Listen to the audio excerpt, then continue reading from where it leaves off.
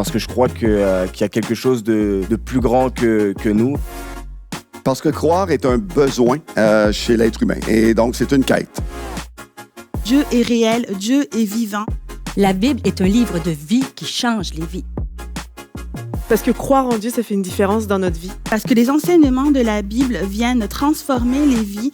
Parce que la science révèle la nature, qui est la nature pointe vers le Créateur. Parce que le hasard ne peut ni expliquer l'origine de la vie sur Terre, ni le début de l'univers. Les murs entre la science et la foi s'effondrent. Parce que la religion présente ce que tu dois faire pour être sauvé. Le message de Jésus présente ce que Dieu a fait pour que nous puissions être sauvés. Parce qu'il y a encore des millions de personnes aujourd'hui qui déclarent que Jésus est vivant et qu'il a changé leur vie. Pourquoi croire? Parce que... Pourquoi croire? Très très bonne question.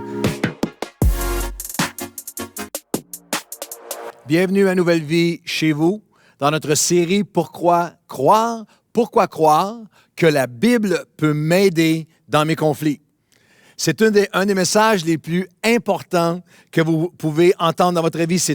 Je crois vraiment que ce message peut faire une réelle différence. Que pour tous ceux d'entre vous qui ne connaissaient pas nécessairement tout ce que la parole de Dieu enseigne, vous allez être surpris d'à quel point c'est vivant, c'est pertinent, c'est proche de notre réalité.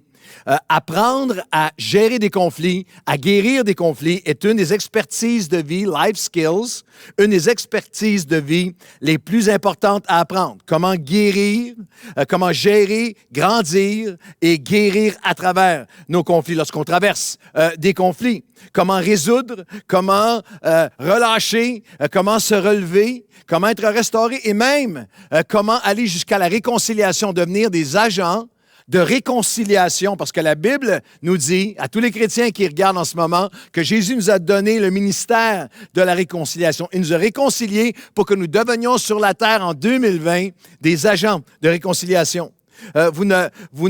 Si vous ne l'apprenez pas, si vous n'apprenez pas comment gérer des conflits, comment régler des conflits, comment guérir des conflits, vous allez perdre tellement de choses dans votre vie. Vous allez être misérable dans de larges segments de votre vie. Ça va empoisonner, ça va vous voler plein de choses. Et je crois que ces messages peuvent vraiment enrichir votre vie. Manquez pas, c'est en deux parties. Les deux prochains messages, nous avons besoin d'apprendre comment gérer les conflits, parce que les conflits sont inévitables, font partie de l'expérience humaine dans le mariage avec nos enfants lorsqu'ils grandissent, ados, les enfants adultes, dans nos amitiés, au travail, à l'église, sur les médias sociaux. Nous avons besoin d'apprendre à régler des conflits. Le problème, c'est que personne ne nous a appris.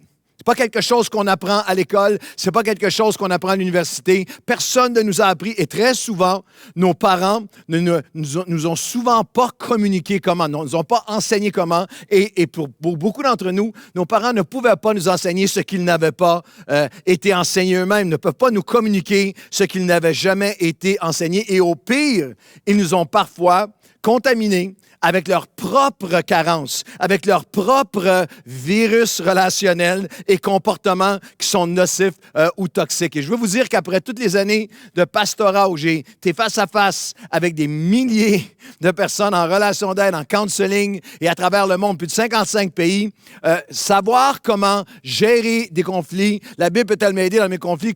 Savoir comment gérer des conflits n'est pas une question de degré universitaire, n'est pas une question de diplôme, de formation académique ou professionnelle.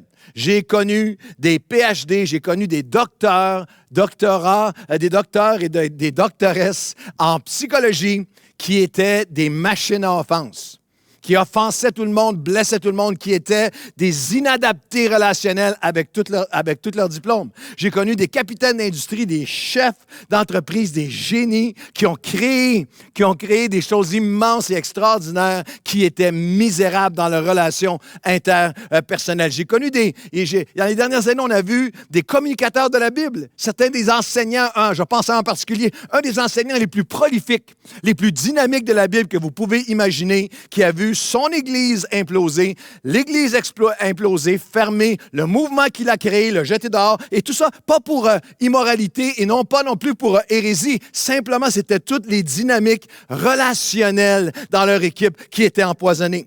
Après 36 ans de ministère pastoral, je pense qu'en 2020, je n'ai jamais connu une époque aussi divisé, où nous avons autant besoin d'apprendre et de réapprendre, et surtout de mettre en pratique. Ce message me confronte profondément parce qu'il y a plein de choses que je vais vous enseigner aujourd'hui que j'ai besoin de remettre en pratique ou de pratiquer infiniment mieux que je l'ai fait. Je n'ai jamais connu une époque aussi divisée, aussi agressive, aussi virulente, déchirée, division. Les divisions sont politiques, les divisions raciales, les divisions sociales, des divisions qui sont intergénérationnelles. Il faut que vous compreniez que c'est la stratégie et c'est le pain et le beurre de réseaux de télévision, c'est le pain et le beurre de mouvements, de partis politiques. Il y a des élections majeures dans le monde qui se sont gagnées en divisant les gens. Divide to conquer, diviser afin de conquérir. Il y a tous des conglomérats médiatiques, journaux, télé, radio, réseaux sociaux qui sont là pour promouvoir cette division, pour nous isoler chacun dans notre camp où on se parle juste entre nous et promouvoir tout cet élément de division. Il y a des conflits. Et bien sûr, comme dans toutes les époques, l'Église a besoin d'être alerte parce qu'elle est infiltrée, parce qu'elle est imprégnée, parce qu'elle est affectée par l'éthos du monde dans lequel nous vivons. Et sans aucun doute, nous vivons un éthos de division en ce moment.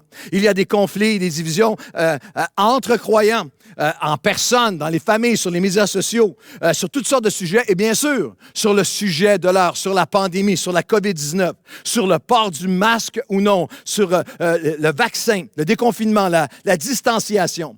Ce n'est pas le fait qu'il y ait des opinions différentes sur des sujets aussi vastes et aussi complexes. Ce n'est pas le fait qu'il y ait des opinions qui sont différentes. Ce n'est pas le fait que des opinions soient différentes qui soient troublantes. C'est la fureur. C'est la fureur des réactions, c'est la fureur des commentaires et c'est la fermeture à l'idée de l'autre. Depuis toutes ces années de ministère de pastorat, je pense que je n'ai jamais vu autant de conflits. De conflits entre chrétiens, entre gens qui se connaissent, qui s'apprécient, des amis de longue date qui tout à coup sont en guerre sur les médias sociaux ou même en personne, sur des sujets et des opinions qui sont politiques, qui sont sociales, qui sont sur les mesures sanitaires, par exemple, en ce moment, des mesures de santé publique, sur lesquelles des experts médicaux, nous ne sommes pas la majorité d'entre nous, ne sommes pas des experts, mais sur lesquels des experts mondiaux travaillent jour et nuit, sans relâche pour essayer de trouver les meilleures méthodes de prévention, de cure, de vaccins, des mesures sanitaires, sauver des vies, préserver l'économie. C'est titanesque. Et je reçois des courriels, je suis en contact avec des pasteurs et des leaders plusieurs fois par semaine et de tous les côtés. Est-ce que tu vas parler de ça, Pasteur Claude? Quelle est notre place? Quel est notre rôle? Notre rappel à nous? Je veux juste vous dire fondamentalement que Jésus nous a donné notre appel, quelles que soient les époques. Il a dit, vous allez aller de par le monde et faire des disciples de toutes les nations. Et vous allez aussi, à l'amour que vous allez avoir les uns pour les autres, vous allez révéler qui vous êtes. Vous allez révéler que je vis en vous. Notre mandat, pensez-y, sur 2000 ans on n'est pas les premiers. De guerre, de vagues de guerre, de pandémie, d'épidémie, de génocide, de tout ce que vous pouvez imaginer. Jésus a dit 2 choses pour l'Église chrétienne, 2 choses pour toi et moi. Faire de toutes les nations des disciples, annoncer et déclarer. Alors, c'est à ça que chacun d'entre nous, dans toutes mes conversations, dans tout ce que je fais, dans tous mes postings sur les réseaux sociaux, c'est à ça que je suis appelé à me donner. Alors, l'idée divine, c'est que, alors, avec tout ce qui se passe autour de nous, non seulement ce qu'on va annoncer et déclarer, mais nous allons aimer et démontrer. Dans toutes les époques, comme celle-ci en particulier, l'intention de Dieu, c'est que son peuple sur la terre, alors que les gens nous regardent vivre, alors que les gens nous regardent interagir en personne, en ligne, sur Facebook, sur Instagram, alors que les gens voient comment des chrétiens interagissent en eux, qu'ils disent, alors que tout le monde est divisé, irascible, colérique, opiniâtre, fermé, plein de rage et de division, d'orgueil, il y a un peuple qui émerge. Comme le peuple de la réconciliation, comme le peuple du respect, comme le peuple qui sait comment, notre appel fort, qui sait comment gérer les situations de conflit, guérir, générer la paix. Notre appel fondamental est de proclamer le prince de paix, et non seulement le proclamer, mais personnifier le prince de paix, et plus que ça, être ceux qui procurent la paix. C'est ce que Jésus a dit dans Matthieu chapitre 5 et le verset 9. car Dieu bénit ceux qui procurent la paix, ou béni soit, ou heureux ceux qui procurent la paix, car ils seront appelés fils de Dieu. C'est ça qui est notre identité, littéralement. Béni, le mot qui est là, qui vient de Makar, veut dire richement enrichi, béni, heureux, le peuple qui amène la paix. Est-ce que tu procures la paix à ta famille, à ton mariage, à tes enfants? Est-ce que tu es quelqu'un qui est connu pour amener la paix au bureau, au travail, sur les réseaux sociaux, sur Facebook, dans toutes tes relations? Sommes-nous le peuple de la paix? Et c'est la chose la plus importante qu'on peut apprendre. Comment amener, comment devenir ceux qui procurent la paix? Alors, on va regarder en 2 messages. Alors, ne manquez pas le prochain. C'est vraiment, les 2 messages sont tellement importants. Nous allons regarder à quelque chose que peut-être vous ignorez complètement, ou que vous avez entendu vaguement, ou que vous avez connu et délaissé, mais ce qu'on appelle les 5 lois bibliques pour grandir dans ma capacité de gérer et de guérir de mes conflits et de générer la paix. Il y a des lois. Et la première, c'est ce que j'appelle la loi de l'ignorance et de l'importance. C'est très important si on veut devenir ceux qui savent mieux être équipés pour gérer des conflits, ce que régler des conflits sainement et bibliquement n'est pas. Ce que procurer la paix n'est pas. Et procurer la paix, ce n'est pas de l'évitement. C'est pas l'évitement.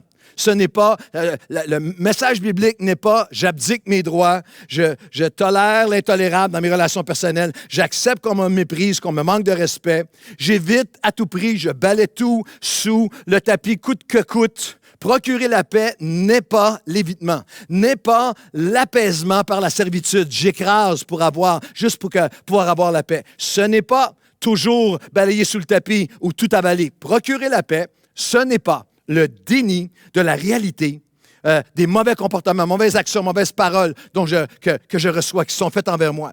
Ce n'est pas non plus la loi de l'ignorance. C'est important de savoir ce que vraiment procurer la paix n'est pas. Ce n'est pas non plus la codépendance.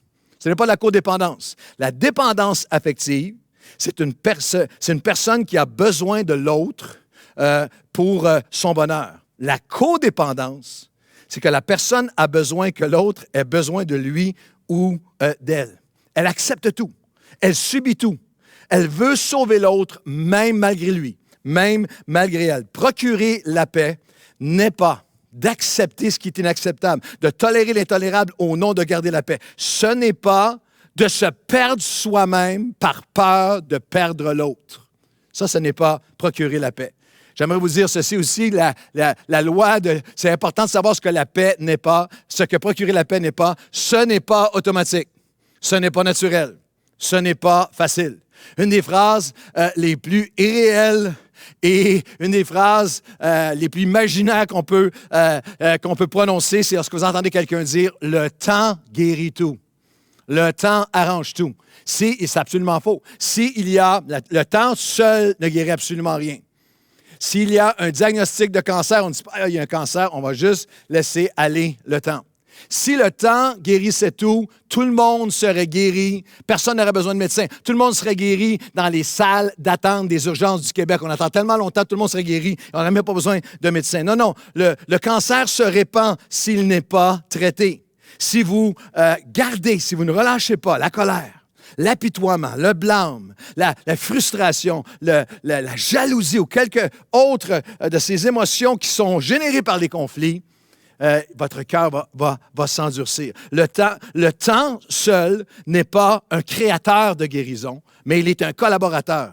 Il est un contributeur de guérison. Il peut devenir un partenaire. C'est vrai qu'avec le temps, si vous mettez en pratique les principes des lois de Dieu, et si vous apprenez, on va l'apprendre ensemble, vous mettez en pratique et vous laissez l'œuvre de Dieu se faire en vous, quel que soit le conflit, le deuil ou la souffrance, c'est vrai qu'avec Dieu, sa présence, sa parole, ses principes, notre engagement, le temps fait son œuvre. Mais c'est important de comprendre la première loi dans la gestion des conflits, c'est ce qu'on appelle la loi de l'ignorance et aussi la loi de l'importance. Notre capacité à grandir dans la gestion et la guérison de nos conflits va directement impacter, affecter tellement d'aspects de nos vies, plus que tu ne pourras jamais l'imaginer. Toutes sortes de dimensions. Je parle aux croyants aussi. Littéralement, la Bible dit que les conflits non réglés affectent non seulement mes relations humaines, mais vont affecter, les conflits non réglés vont affecter ma relation avec Dieu. 1 Jean, chapitre 4, et le verset, des portions du chapitre 4, verset 7 à 21, qu'on nous lisons dans la parole de Dieu. Vous allez voir à quel point c'est très important pour vous parce qu'on a tendance à dissocier tout va bien entre moi et Dieu alors qu'on permet au conflit de perdurer. Jean dira, bien-aimés, aimons-nous les uns les autres, car l'amour est de Dieu et quiconque est né de Dieu connaît Dieu. Quiconque aime, celui qui n'aime pas n'a pas connu Dieu, car Dieu est amour. C'est quelque chose qui est tellement fondamental, qui est tellement profond. Il continuera en disant, si nous nous aimons les uns les autres, alors Dieu demeure en nous. Nous reconnaissons que l'Esprit de Dieu demeure en nous. Nous reconnaissons que l'Esprit de Dieu demeure dans quelqu'un par sa capacité à respecter, à honorer, à pardonner, à être calme, à être pacifique, à chercher à amener la paix. Et c'est particulier parce que celui qui nous donne cet enseignement avait un surnom. Le surnom de Jean, c'était le fils du tonnerre. Imaginez-vous dans notre époque moderne, s'il y a quelqu'un dans ton entourage qui est connu comme celui qui gueule, celui qui crie, celui qui explose. J'ai un ami haïtien, son surnom avant, c'était Tichot. Il était un colérique. Ça, c'était Jean. Et on a même une vignette de sa vie, même alors qu'il marche avec Jésus, la colère est une ennemie pour lui, alors qu'il arrive dans un village et qu'il présente le plan du salut, présente le Seigneur Jésus et le peuple le refuse, il vient tellement enragé. Un peu comme quelqu'un qui t'oppose sur les médias sociaux. Il dit, Seigneur, si vraiment t'es Dieu, Jésus, descends le feu du ciel pour les consumer. Mais Jean, qui avait été un désastre relationnel, rongé par la colère, dit, celui qui connaît, celui qui marche avec Dieu. Si tu es en relation avec Dieu, il va avoir son amour qui va être en toi. Son esprit va faire son œuvre en toi. Et il est tellement conscient, tellement facile selon Jean de se tromper soi-même, de nous illusionner, nous faire croire que tout va bien avec Dieu, alors que je suis dans l'amertume et la colère, qu'il dira de manière la plus sans équivoque possible, dans 1 Jean 4, 20, si quelqu'un dit « j'aime Dieu », mais qu'il a de la haine, de l'amertume dans son cœur envers son frère, c'est un menteur. Nous avons reçu un commandement que celui qui aime Dieu aime aussi son frère. C'est tellement l'importance, la loi de l'importance. Les conflits non réglés non seulement affectent ma communion avec Dieu, mais peut littéralement devenir un mur, un plafond peut bloquer non seulement ma communion avec Dieu, mais mes prières, empêcher mes prières d'être répondues. Et Pierre, qui était un homme impulsif, qui était un homme de colère, qui était un homme marié, alors que nous savons que Jésus a guéri sa belle-mère dans un des évangiles. L'Esprit de Dieu s'empare à lui dans une culture où les femmes étaient souvent écrasées, où les hommes pouvaient dire et faire n'importe quoi à leurs femmes et séparer ça complètement de ce qui se passait dans le temple. Pierre dira dans 1 Pierre 3, Marie, verset 7, 1 Pierre 3, 7 à 9, Marie, montrez à votre tour de la sagesse dans vos rapports avec vos épouses comme un sexe qui est plus sensible, d'une plus grande sensibilité. Honorez-les, comme devant aussi hériter avec vous de la grâce de la vie, qu'il en soit ainsi, afin que rien ne vienne faire obstacle à vos prières. Tu peux être le gars le plus impliqué de l'Église, le plus connu de l'Église, qui est placeur, qui est sur le comité d'administration, qui est partout, qui enseigne, qui conduit la louange, qui est de tous les côtés. Comment tu te comportes à la maison derrière les portes? Quelles sont tes paroles envers ton épouse? Va avoir une directe incidence sur est-ce que Dieu va répondre à tes prières ou non. Puis c'est pas seulement pour les maris. Il continue en disant, enfin, vous tous, soyez animés du même esprit d'amour, de compassion, d'humilité. Pourquoi? Car c'est à cela que vous avez été appelés. 1 Pierre 3, 9, c'est ça notre appel, afin d'hériter de la bénédiction. La bénédiction est pour ceux qui en comprennent l'importance. L'importance de gérer des conflits, ça va affecter profondément toutes mes dynamiques relationnelles. Toutes mes dynamiques relationnelles. Hébreux, chapitre 12, les versets 14 et 15. Vous voulez savoir à quel point c'est important pour Dieu? Faites tous vos efforts. Est-ce que tu fais vraiment tous tes efforts en ce moment, dans toutes tes actions, pour amener la paix, pour contribuer à apaiser? Faites tous vos efforts pour mettre en paix avec tout le monde, pour mener une vie de plus en plus droite et intègre. C'est un enjeu de sainteté et d'intégrité pour Dieu, notre capacité à gérer et à être des outils de paix, sans laquelle, et que c'est important pour lui, sans laquelle personne ne verra le Seigneur. Veillez à ce que personne ne se prive de la grâce de Dieu, qu'aucune racine, ça va avoir une influence sur toutes tes dynamiques relationnelles, qu'aucune racine d'amertume ne pousse et ne cause du trouble en empoisonnant plusieurs d'entre vous. Nous avons tous, ne vous privez pas de la grâce de Dieu. Il dit ici, ne néglige pas le fait que Dieu, dans sa grâce, t'a pardonné, mais qu'il rend disponible pour toi la grâce, la capacité divine de relâcher, la grâce de relâcher, de pardonner, de couvrir, la grâce d'aimer au-delà de nos capacités et de nos natures. Vois ce qu'aucune racine d'amertume ne pousse et ne cause du trouble en empoisonnant plusieurs d'entre vous. Nous allons nous rappeler toutes nos vies de l'année 2020 comme l'année du virus qui empoisonne et qui se répand. Comment quelques personnes peuvent infecter, faire du mal et mettre en danger un grand nombre, physiquement. Mais la parole de Dieu avertissait spirituellement, émotionnellement, relationnellement. La parole de Dieu nous avertissait contre cette dynamique, de faire attention, d'être alerte à cette dynamique de contamination, de toxicité exponentielle, non seulement physique, mais dans nos relations, par nos paroles, par nos attitudes. Encore dans le monde spirituel, humain, relationnel, conjugal aujourd'hui, une personne peut, un cœur qui permet à l'amertume de demeurer peut commencer à empoisonner tout ce que tu fais autour de toi. C'est la loi de l'importance. Mon ouverture à apprendre à gérer et guérir de mes conflits, bibliquement, va affecter directement ma destinée. Mon bonheur, ma possibilité d'accomplir. L'appel de Dieu sur nous suprême est d'être des hommes et des femmes comme peuple qui sèment la paix. À chaque jour, sème la paix. Jacques, chapitre 3, et les versets 17 et 18. Jacques 3, 17, 18. La loi de l'importance. La sagesse d'en haut, ce qui était l'inspiration de Dieu, est premièrement pure. Mais voici maintenant mon verset 2020 pour tout ce que je poste, tout ce que j'envoie à d'autres, tout ce que je transfère, tout ce que je like sur les réseaux sociaux. La sagesse d'en haut est premièrement pure. Ensuite, elle est pacifique. Est-ce que je suis pacifique? Modérée. Quel beau verset 2020.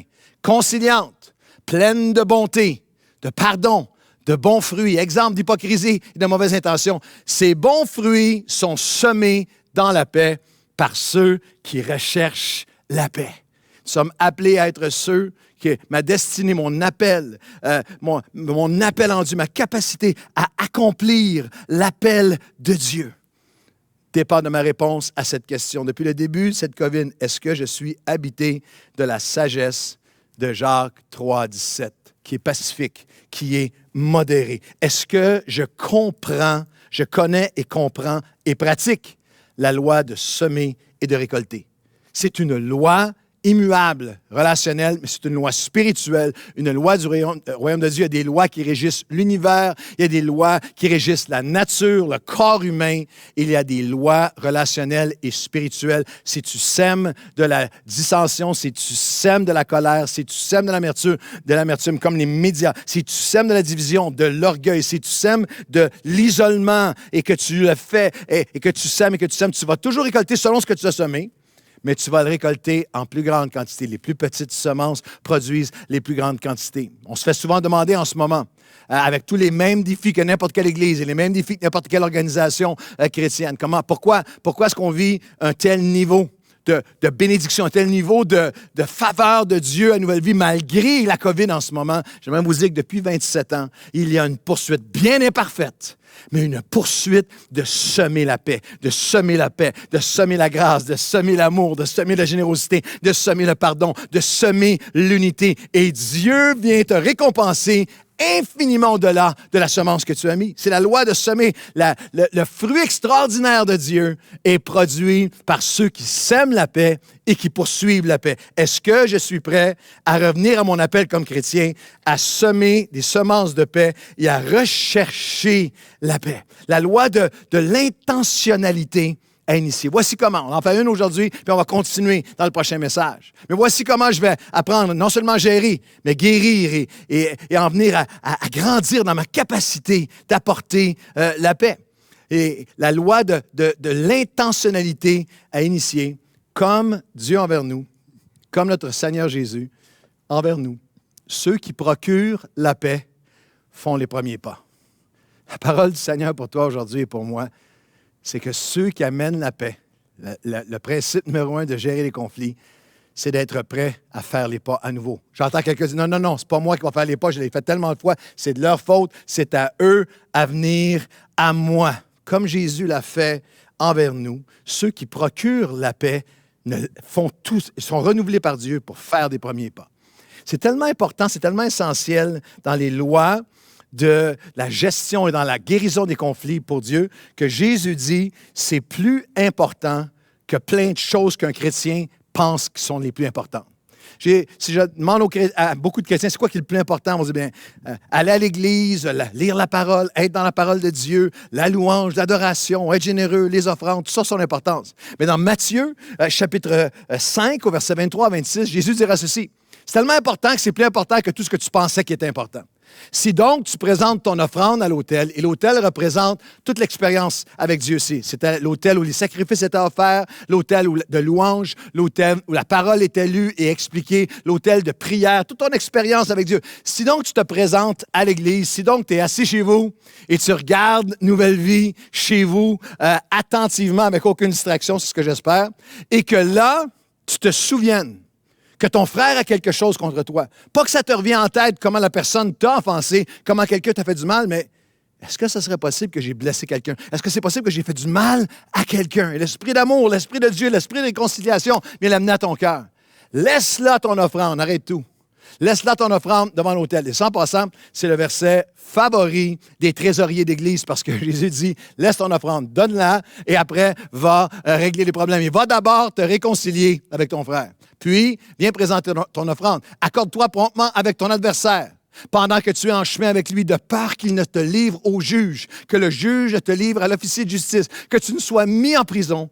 Je te le dis en vérité, tu ne sortiras pas de là que tu n'aies payé le dernier. Tu ne sortiras pas de là jusqu'à temps que tu aies payé le dernier cadran. Il y a un porteur de quelqu'un qui est en louange, qui vient pour porter son offrande et il y a une impression, il y a un rappel à son cœur. Est-ce que j'aurais offensé ou blessé cette personne-là? Je mets mon offrande là pour un moment et je m'en vais promptement. Je fais des premiers pas. J'ai une intentionnalité d'initier une œuvre de réparation. Et c'est seulement alors que ça c'est fait que je peux revenir, donner mon offrande, louer, adorer. Alors que énormément de chrétiens peuvent être des jours, des semaines, des mois et des années à faire toutes les pratiques chrétiennes alors qu'il y a quelque chose qui est resté dans son cœur. Alors la question c'est, est-ce que tu laisses les conflits durer? Est-ce que tu les laisses perdurer? Dans ton couple, dans ta maison, avec tes enfants, avec d'autres chrétiens, avec des gens autour de toi, dans ta famille, proche ou éloignée. Lorsque tu te retrouves face à un conflit, es-tu plus moufette ou es-tu plus tortue? La moufette, et les deux types de personnalités existent encore aujourd'hui. La moufette, lorsqu'il y a un conflit, éclabousse tout le monde autour. La tortue se retire. Regarde, il y a du trouble, je me retire dans ma carapace. Je vais me cacher du conflit. Et très souvent, les moufettes marient les tortues. Puis ça, c'est toute un autre dynamique. Mais les conséquences sont tellement importantes. Les mots de Jésus sont tellement puissants. Jésus dit, il faut que tu le fasses promptement, il faut que tu fasses les premiers pas. Vas-y, laisse pas le temps passer. Vas-y promptement. Puis là, il peint un portrait. Si tu ne le fais pas, le jugement va te mettre dans une prison. Et cette semaine, je prie à ça jour après jour, tu ne sortiras pas de là sans avoir payé le plein prix. Et c'est comme si l'Esprit de Dieu me disait de dire à quelqu'un qui est là, tu payes un prix pour l'amertume, tu payes un prix trop lourd. Jésus a payé le prix pour toi. Tu payes un prix dans tes relations, tu payes un prix dans ta joie, tu payes un prix dans ta santé. Tu payes un prix dans l'accomplissement de ton appel. Tu as tout avorté, tu as tout arrêté à cause d'un conflit que tu ne peux pas prendre. Tu ne veux pas prendre les devants. La loi d'intentionnalité qui initie la démarche de résolution de conflit. La seule façon de régler un conflit, ce n'est pas de l'éviter, ce n'est pas de le nier, ce n'est pas de le contourner ou de le remettre à plus tard, de l'enfouir ou de s'étourdir. C'est d'y faire face.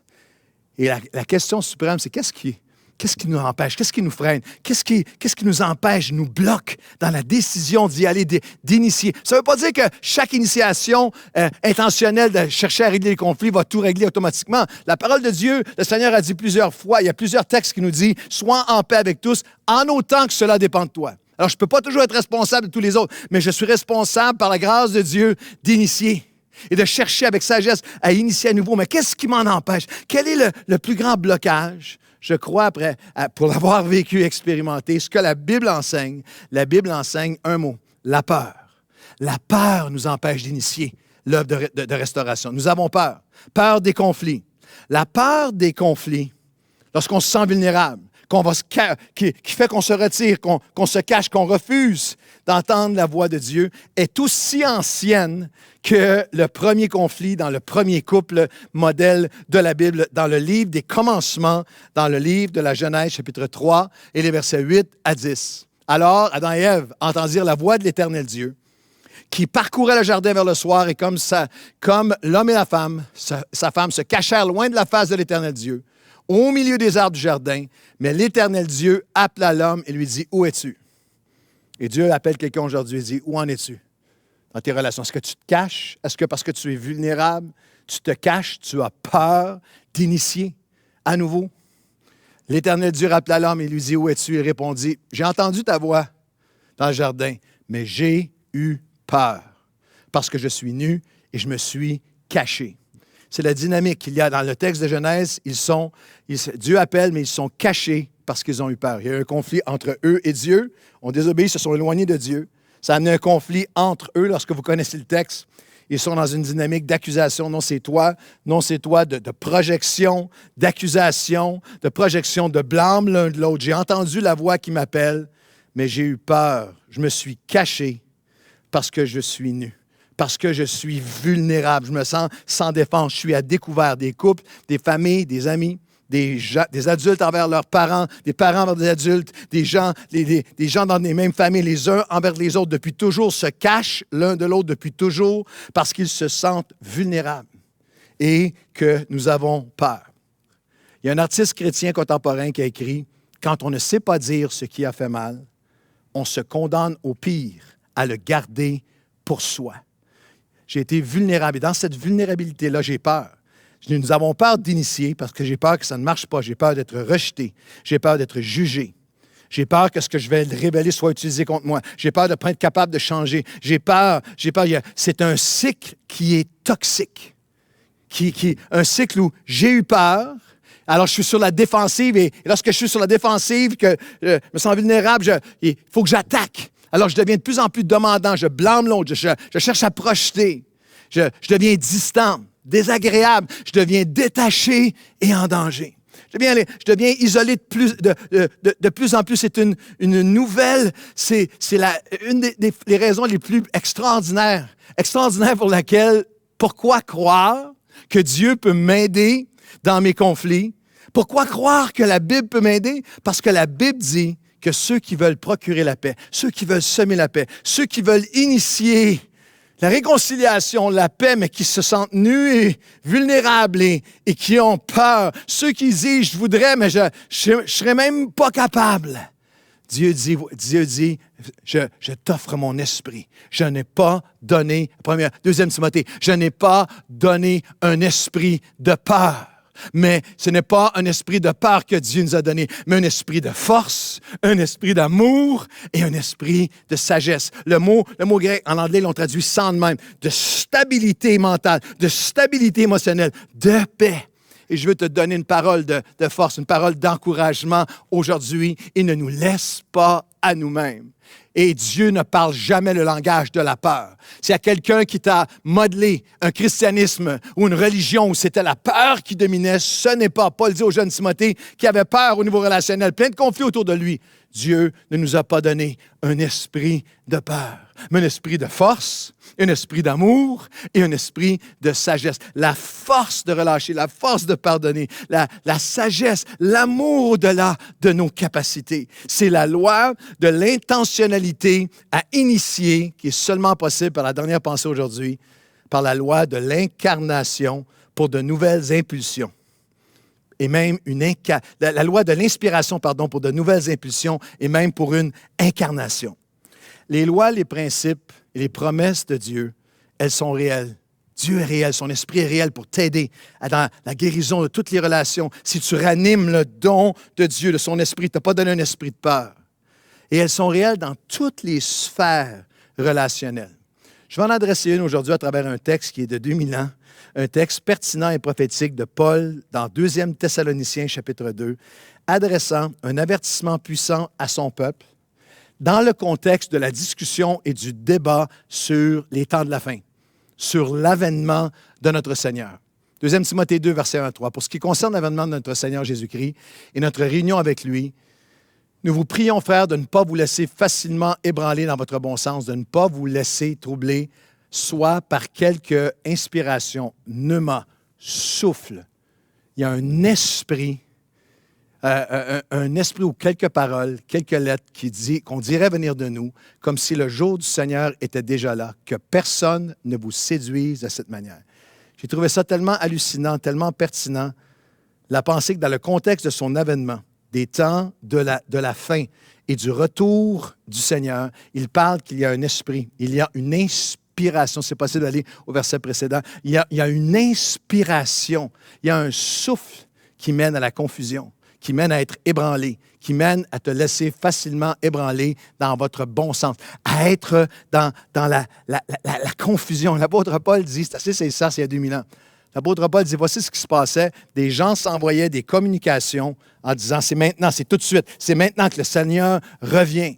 Et Paul dit, c'était pas de nous, c'était pas de l'Esprit de Dieu. Et aujourd'hui, à travers 10 000 postings et tout le reste, il est possible pour nous d'être déstabilisés, d'être ébranlés, d'avoir ce souffle. Et souvent, ce souffle, en ce moment, il est dans l'accusation, il est dans la colère, il est dans le blâme. Et la parole de Dieu nous dit, il y en a un autre souffle. Et je vais terminer en disant aujourd'hui, il faut que tu choisisses quel souffle va t'animer. Et dans Colossiens, chapitre 3, l'apôtre Paul dira, c'est le dernier verset aujourd'hui, « Ainsi donc, comme des élus de Dieu », c'est ça notre appel. Revêtez-vous d'entrailles de pardon. C'est une affaire de cœur, c'est intérieur. De bonté, d'humilité. Tu ne sais pas tout. Tu ne peux pas porter des jugements sur tout, sur une chose, sur un truc que tu lis. Humilité, bonté, gagner des âmes, exprimer le cœur de Dieu, de douceur, de patience. Supportez-vous les uns les autres. Si vous avez un sujet de plainte, un sujet de conflit, un sujet de controverse, un sujet de désaccord, pardonnez-vous réciproquement. Gardez votre focus sur l'appel que vous avez à incarner Jésus. De même que Christ vous a pardonné, pardonnez-vous aussi. Et par-dessus toute chose, par-dessus mes opinions, par-dessus les convictions, par-dessus les débats, par-dessus les pétitions, par-dessus toute chose, revêtez-vous de l'amour qui est le lien de la perfection, le dernier verset de la journée, et alors la paix de Christ à laquelle vous avez été appelés. C'est à ça qu'on est appelés. Pour former un corps sur cette terre. Règne dans vos cœurs. Que la parole de Christ habite parmi vous. L'actualité, oui. Être au courant, oui. J'ai des opinions, oui. J'arrête pas de penser, de réfléchir. Mais ce qui doit primordialement habiter dans mon cœur, c'est la parole de Dieu. Exhortez-vous les uns les autres en toute sagesse. Souvenez qu'il y avait une inspiration de confusion, une inspiration d'attaque, une inspiration qui fait perdre ton bon sens, qui t'ébranle à propos de l'avènement du Seigneur. Mais maintenant, exhortez-vous dans la paix, dans l'amour, dans la sagesse, sous l'inspiration, sous le souffle, sous le pneuma de la grâce de Dieu.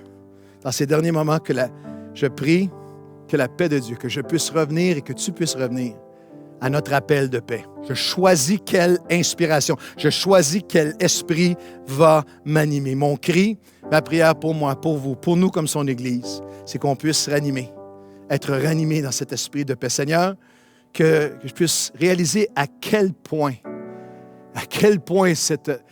toute cette dynamique de relation et de paix et mon appel à procurer la paix est important pour toi. à quel point ça affecte toutes mes relations. Je reconnais aujourd'hui que je n'ai pas la capacité d'initier la paix par moi-même. Je n'ai pas la capacité, Seigneur, je l'ai fait tellement de fois, j'ai besoin que ta grâce, ton amour vienne remplir mon cœur à nouveau. J'ai besoin de ranimer le don de Dieu qui chasse la peur.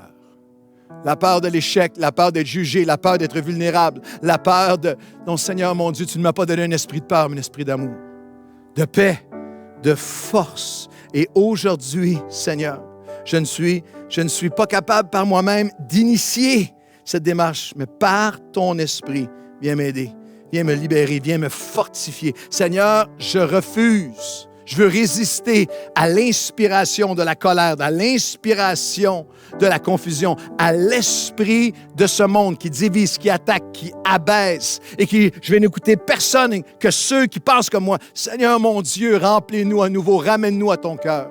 Que nous soyons ton corps sur la terre, que nous soyons le modèle d'amour, d'apaisement, la voie de paix, la voie d'apaisement, la voie de réconciliation pour ce monde. Seigneur notre Dieu, aujourd'hui, ramène-moi à ton souffle de grâce. Viens souffler ton souffle de grâce en moi et par moi dans chacune de mes relations. Et à travers nous, que nous soyons ton peuple, ton Église, en personne, dans nos familles, dans nos villes, sur les médias sociaux, dans notre nation et dans la francophonie. Dans le nom de Jésus. Amen et Amen. Et on termine, prenez un moment de prière. C'est tellement important avec un chant magnifique. L'équipe d'adoration chante un chant parfait pour toute notre démarche ensemble dans dans la guérison, dans l'appel à procurer la paix. Entre tes mains, j'abandonne tout ce que, cantique magnifique, tout ce que j'appelle mien. Ô Seigneur, ne permets à personne d'en reprendre rien. Tu connais mieux que moi-même tous les besoins de mon cœur. Tu peux me rendre, et pour mon bonheur suprême, tu peux me rendre vainqueur. Entre tes mains, j'abandonne. C'est pour toi que je veux vivre. Je n'ai pas peur de te suivre sur le chemin de la croix. C'est pour toi que je veux vivre. Et je connais, j'aime ta voix. Oui, prends tout, Seigneur, et fais de nous des hommes et des femmes qui procurent la paix. Que le Seigneur vous bénisse.